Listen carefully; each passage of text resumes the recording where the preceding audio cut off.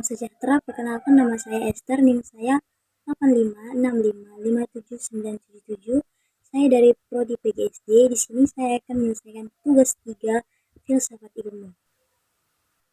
Di sini saya akan membahas isu-isu kontemporer dalam pendidikan nasional dengan mengaitkan pada pilar-pilar pendidikan menurut Ki Hajar Dewantara. Yang pertama ada makna pilar dalam konteks pendidikan.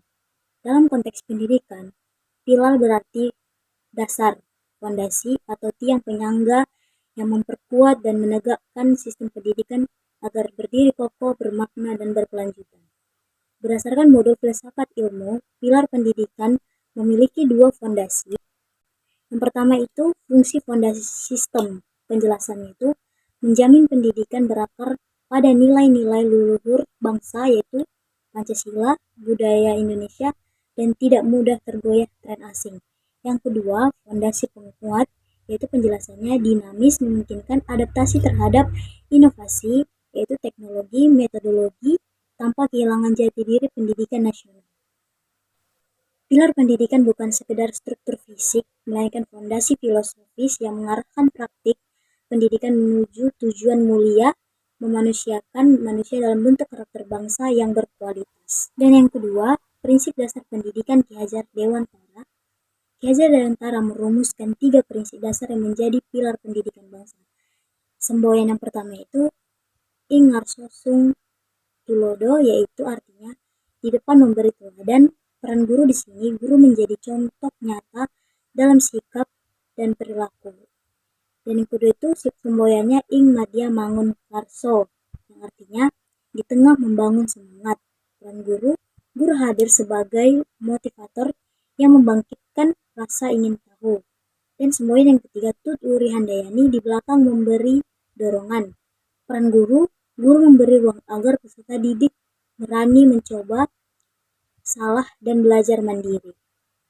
Ketiga prinsip ini menempatkan sebagai pusat pendidikan bukan objek. Tujuannya membentuk budi pekerti luhur, bukan hanya mengejar nilai akademik. Dan yang ketiga, analisis relevansi dan tantangan di era digital.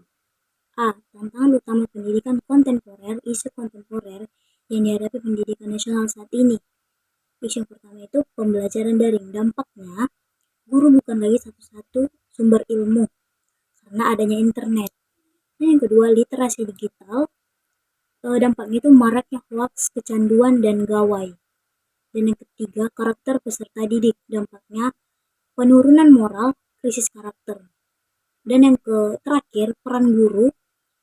Dampaknya itu bergeser dan memberi informasi ke fasilitator dan membentuk karakter.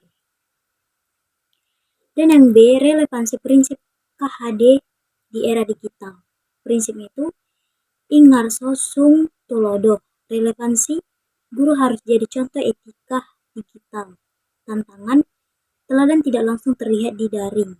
Contoh aktual, guru menunjukkan integritas, santun bermedia, tidak menyebar hoaks. Dan yang kedua, ing madya mangun karso. Relevansi, membangun semangat belajar mandiri. Tantangannya, siswa mudah terdistraksi gawai.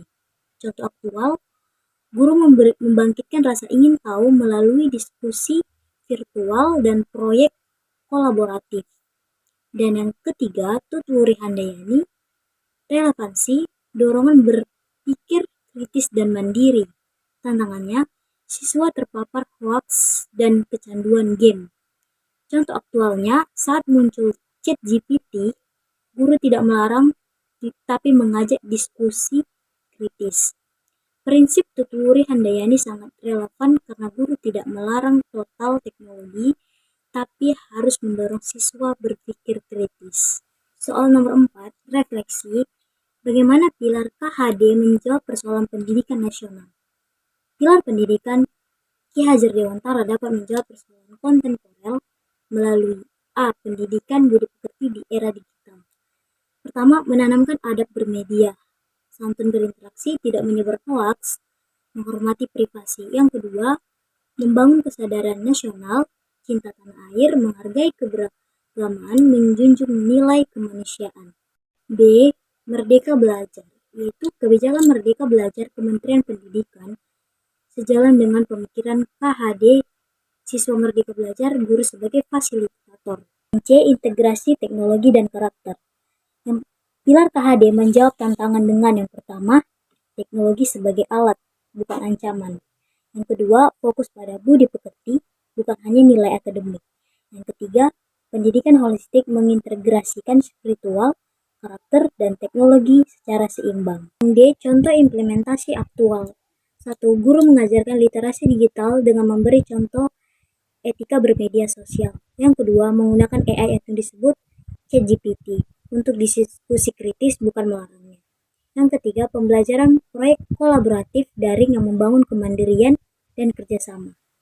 Jadi, adapun keseluruhan dari seluruh 4 soal, pilar pendidikan Ki Hajar Dewantara ing ngarso Sungtolodo ing Madya Mangunkarso Tuturi Handayani tetap relevan di era digital karena yang pertama, menempatkan karakter dan budi pekerti sebagai inti pendidikan. Yang kedua, menjawab tantangan literasi digital, hoax, dan krisis karakter. Yang ketiga, menjadi fondasi Merdeka Belajar yang humanistik dan berakar pada budaya bangsa.